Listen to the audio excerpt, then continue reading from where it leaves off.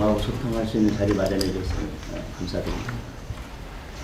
자, 그러면 이제 오늘 순서는 먼저 모두 발언이 있고요. 모두 발언이 끝나면 비공개로 전환하겠습니다. 먼저 국민의힘 대표님께서 인사말 먼저 하시겠습니다. 우리 여당 대표께서 먼저 하셔야 되는 거 아닌가 모르겠네요. 먼저 하시죠. 순서 정해놨습니다. 순서 정해. 네. 마이크가 없어서 시간 되면 저 마이크 꺼질까봐 걱정할 염려가 없어요.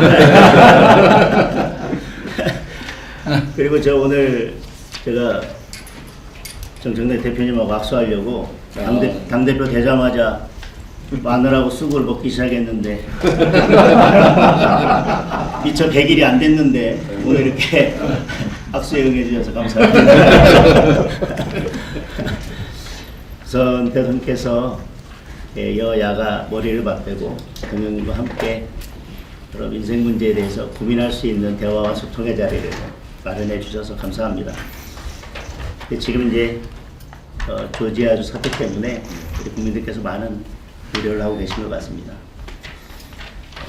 동맹국에서는 있을 수 없는 일이 발생했기 때문에 왜 굳이 지금 한국인가 외교적 함의가 어떤 건지 잘 들여다볼 필요가 있다고 생각합니다. 대통령께서 곧 취임 100일을 맞이시는데 그동안 이렇게 짐이 무거우셨을 것 같습니다. 그 짐을 여당과 또 야당과도 함께 나누시면 조금 더 그 무게가 덜하지 않을까 이런 말씀을 드립니다. 그리고 취임 100일을 한마디로 표현 드리면 불확실성과 불안감이 증가한 시기가 아니었나 싶습니다. 관세 협상이 아직 진행 중이고 관세 협상의 결과도 일본과의 격차가 벌어지고 있는 것 같습니다. 그런 와중에 이런 조지아주 사태 같은 일이 벌어져서 국민들의 불안감이 높아지고 있는 것 같습니다. 그 와중에 또 북중러의 위협 때문에 한반도의 긴장감이 고조되고 있어서 그런 점들에 대해서 대통령께서 세심하게 살펴주셨으면 하는 부탁의 말씀을 드립니다. 대외적인 여건이 이렇게 녹록치 않은데 또 국내 기업들의 기업 환경도 또 녹록치 않은 것 같습니다. 상법, 노란봉투법이 통과되었고 중대재해처벌법에 대해서 강력한 적용을 말씀하시면서 지금 건설 경기가 악화되고 있고 내수 부진이 이어지고 있습니다. 그에 따라서 고용도 악화되고 있고 청년 실업도 증가하고 있고 자영업자들의 폐업도 증가하고 있는 상황입니다. 이런 악순환이 계속되고 있기 때문에 여러 여건들을 살피셔서 기업들이 숨쉬고 원활히 기업 활동할 수 있는 여건들을 만들어 주십사 하는 부탁의 말씀도 드리겠습니다. 이렇게 국내 여건이 녹록치 않고 기업들이 힘들어지면 저는 대통령께서 말씀하셨던 결국 코스피 5천도 허망한 구호가 될 수 있기 때문에 코스피 5천에 대한 국민들의 기대와 열망이 높고 결국은 경제가 바탕이 튼튼해야 주가도 받칠 수 있는 거기 때문에 두 가지가 잘 조화롭게 될 수 있도록 대통령께서 살펴주십사 하는 말씀을 드리겠습니다. 이번에 발표된 부동산 정책에 대해서도 수요자 욕구와는 거리가 먼 공급자 중심의 대책이 아닌가 하는 우려가 있습니다. 규제 중심이 아니라 민간 주도의 수요자 중심의 공급 정책이 될 수 있기를 바랍니다. 이번 부동산 정책을 이렇게 표현하는 국민들이 있더라고요. 소비자는 최신형 핸드폰을 갖고 싶은데 공중전화를 계속 늘리면 수요자의 수요와 맞지 않다.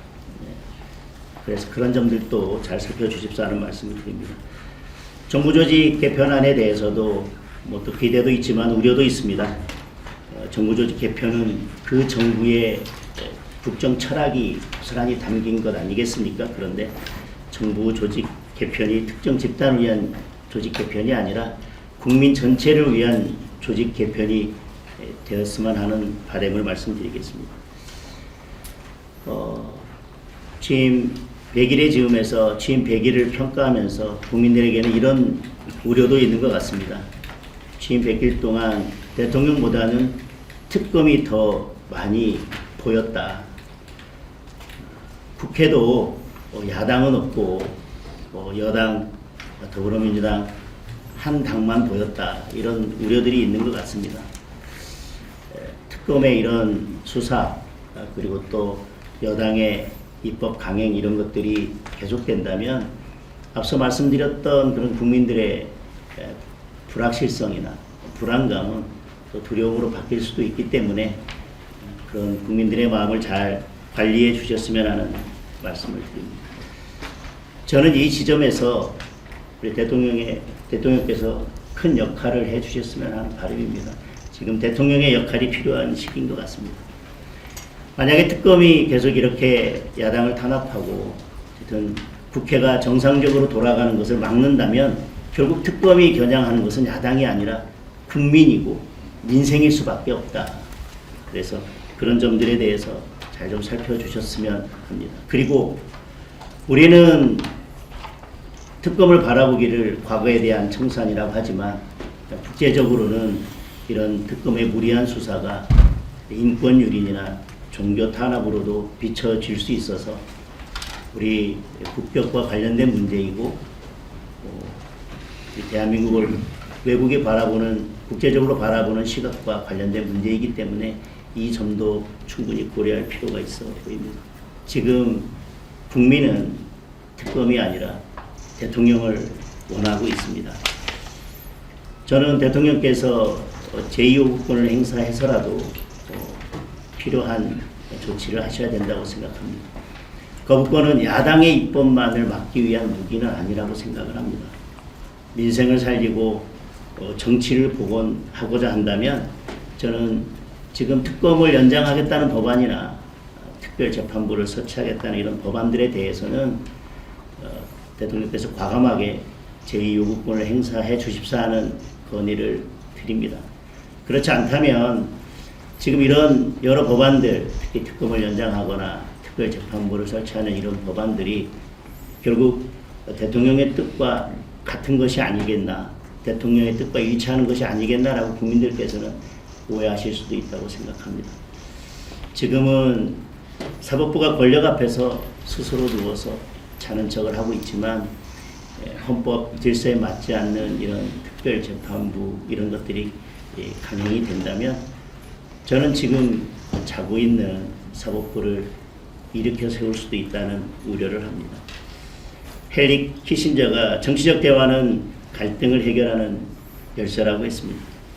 특정 진영이 아니라 국민 모두의 대통령이 되어 주십사 하는 부탁의 말씀을 드립니다. 상대를 죽여야 내가 사는 정치를 끝내는 대통령이 되어 주십사 하는 부탁의 말씀을 드립니다. 견제와 균형이 무너지면 민주주의는 사망합니다. 대통령이 지금 그런 균형추의 역할을 해주셔야 한다고 생각합니다.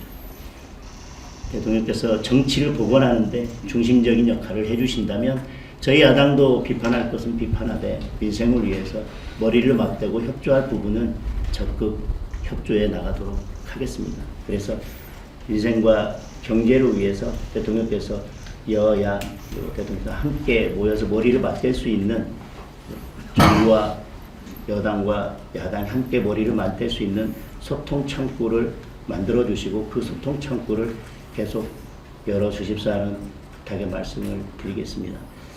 이렇게 여당과 야당이 대통령과 함께 소통하면서 민생을 다시 논할 수 있는 이런 자리를 만들어 주신 데 대해서 다시 한번 감사드리고 이게 끝이 아니라 출발이 돼서 이런 소통의 자리가 계속 이어지고 결국 성과로 이어지는 자리가 계속 될 수 있기를 기대한다는 말씀과 감사의 말씀을 드리겠습니다. 세게 하실 줄 알았어요. 감사합니다. 네.